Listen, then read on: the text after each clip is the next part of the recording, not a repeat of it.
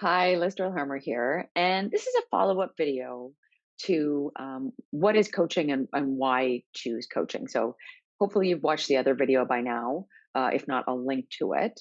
But in this video, I want to explain why take an embodiment perspective in coaching. So I'm going to orient back to that definition of transformation, and I want to credit Amanda Blake, who wrote the book "Your Body Is Your Brain," for this definition of transformation. So transformation is a verbal or visceral insight. This is her definition: verbal or visceral insight that leads to new behaviors. So transformation is a verbal or visceral insight that leads to new behaviors. And a lot of times, some coaches, they will lean more towards the verbal insights. Even therapy or talk therapy leans more towards the verbal insights, right? Let's talk about things. We'll start to get some awareness about things. And hopefully, with that verbal insight, with that verbal awareness, we can start to make new choices. But there's a compelling reason for why we want to also have visceral insights. And if you want a fully fleshed, researched, neuroscience research based approach to that, I highly recommend you read Amanda Blake's book, Your Body's Your Brain. But I'm going to give you an overview here. And the reason why we want to also encourage those visceral insights has to do with how we remember things as humans. So there's two types of memory.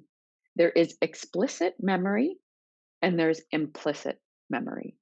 So explicit memory is the things we can kind of talk about ourselves, right? So we remember, conceptually think about ourselves. So remember our birth date, remember where we were born.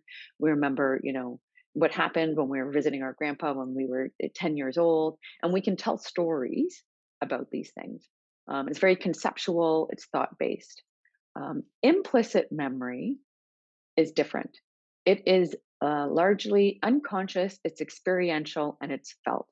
So, implicit memory, this is the kind of memory that comes into play when you think about riding a bike, right? Everybody says that. I haven't ridden a bike in years, but it's just like riding a bike, right? Even though I haven't ridden a bike in a long time, it's just like riding a bike. I was able to get on, and my body remembered. Driving a car is like that. You might have noticed if you've cooked a recipe enough times. I've got 4 kids. There's some recipes I just know.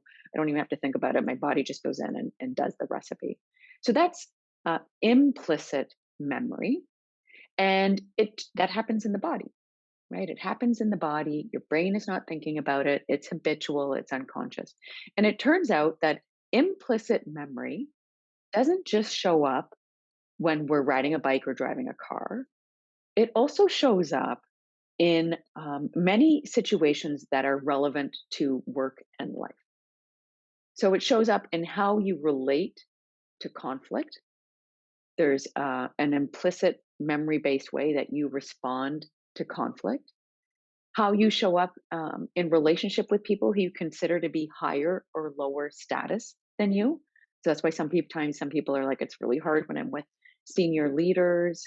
I'm not quite myself, right? There's implicit memory there, guiding how you act in those situations. It can show up with how you deal with stress, how you deal with challenge or adversity, um, how you show up in relationships. So there's lots of applications where your body is dictating how you respond to those situations. And if we can turn our attention to what's happening in our body, if we can increase awareness of what's happening in our body, we get those visceral insights, which can then support behavior change. So, this is the reason why I, as a coach, bring this embodiment perspective.